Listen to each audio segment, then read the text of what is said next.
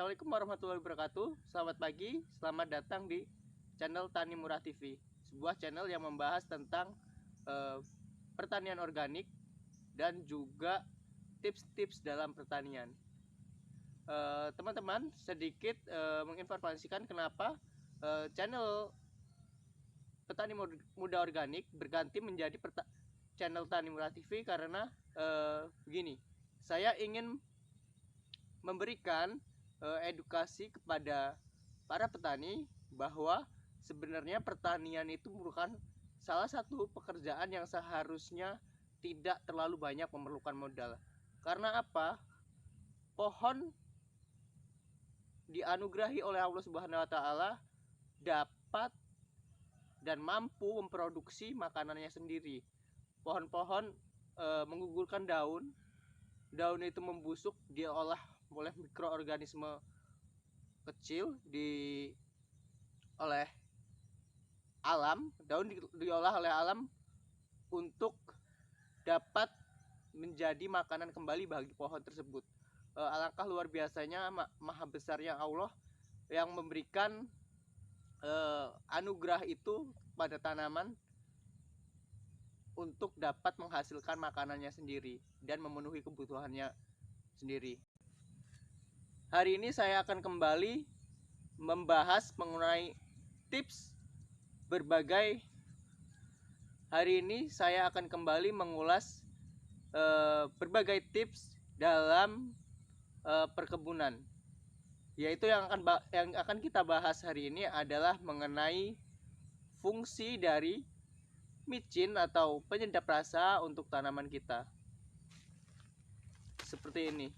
Ini adalah penyedap rasa atau micin kiloan yang tak bermerek, yang jelas harganya lebih murah dibandingkan dengan micin yang bermerek ataupun dengan harga pupuk kimia pada umumnya.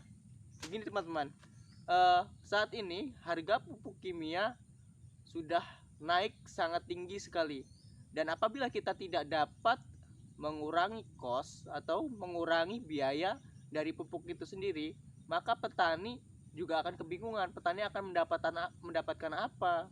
Berapa keuntungan yang akan diperoleh ketika sudah dipotong dengan biaya pupuk, biaya pestisida, dan juga tenaga petani itu sendiri. Apabila petani tidak dapat mengurangi cost produksi, maka bisa dipastikan hasil dari atau keuntungan dari pertanian itu sendiri tidak akan mencukupi. Ibarat kata, maafnya ngomong, sekarang petani ini ya romusannya zaman kemerdekaan itu ya petani. Ketika kita menanam, kita dihadapkan pada harga bibit yang mahal, pada perawatannya kita dihadapkan pada kemahalan pupuk kimia, pestisida, sedangkan pada saat masa panen harganya pun tidak terlalu tinggi. Bahkan pada saat panen raya seperti misalnya padi ataupun yang lainnya pun harga cenderung turun. Maka itu untuk kita sebagai petani, kita harus pintar-pintar dalam membuat strategi agar kita dapat mendapatkan keuntungan yang lebih. Dan salah satu cara untuk menghemat biaya produksi yaitu adalah menggunakan pupuk-pupuk alternatif yang sangat murah dan bisa terjangkau oleh para petani. Salah satunya adalah micin, mungkin juga bisa menggunakan pupuk kandang. Nah teman-teman, micin itu sendiri adalah salah satu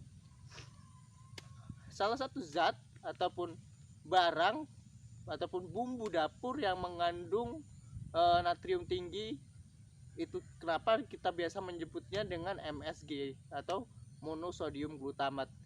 Natrium itu sendiri dalam jumlah kadar tertentu dapat menggantikan fungsi dari kalium yang dapat memaksimalkan hasil panen atau dapat lebih berfokus pada buah.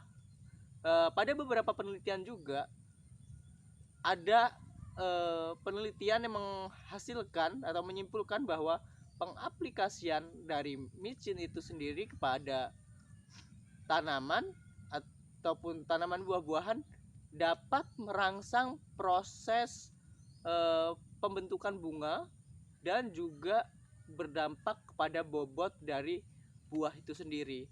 Nah, kebetulan saat ini saya sedang ada di kebun sawit milik keluarga saya yang kebetulan juga lagi pada masa trek, dan ini sangat tepat untuk segera memberikan aplikasi micin untuk tanaman sawit ini. Tapi teman-teman, yang perlu diingat adalah, kembali saya mengingatkan, sesuatu yang berlebihan itu tidak akan baik apapun itu, karena pohon pada dasarnya, tumbuhan pada dasarnya hanya akan memakan makanan sesuai dengan apa yang dia butuhkan. Jadi apabila kebutuhan, misalkan kebutuhan makannya dia hanya 10 gram, tapi kita memberikan dosis 20 gram, ya yang 10 gram itu berlebihan, itu tidak akan termakan dan hanya akan terbuang sia-sia. Selain itu juga pengaplikasian micin yang berlebihan juga dapat memendekkan umur dari tanaman itu sendiri. Dan bagaimana cara mengaplikasikannya dan berapa dosis yang tepat untuk tanaman, saya harap teman-teman tidak skip video ini, karena dikhawatirkan bukan hasil tanaman yang memuaskan, justru hasil yang mengecewakan. Untuk itu ikuti terus bagaimana cara pengaplikasiannya, teman-teman.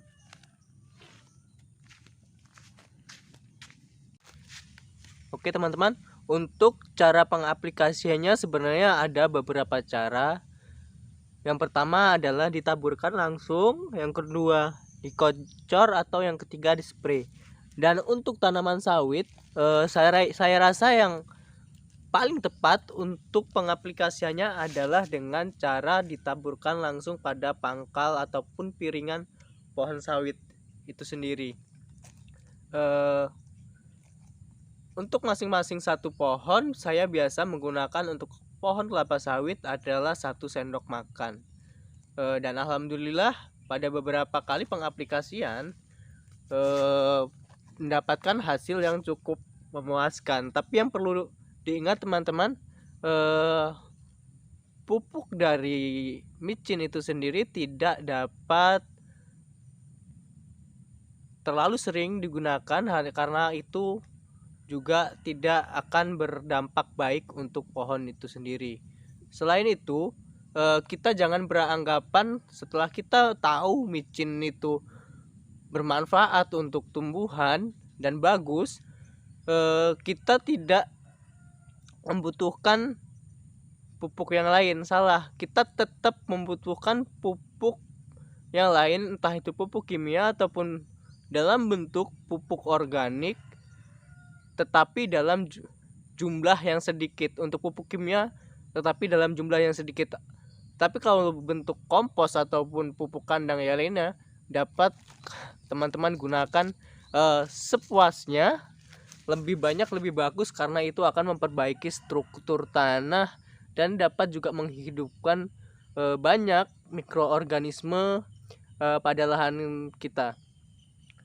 Jangan berlebihan, ingat jangan berlebihan, tetap berikan pada batas yang wajar. Oh ya teman-teman, untuk pengaplikasian ini kita tidak dapat menggunakannya berbarengan dengan pupuk yang berbahan dasar unsur K, karena ini nanti akan ada persaingan antara pupuk kimia yang mengandung K dan juga dengan micin.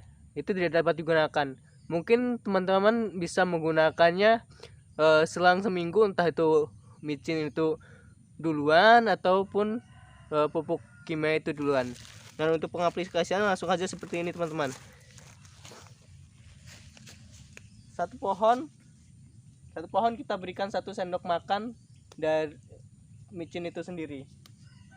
Seperti ini, kita taburkan seperti ini.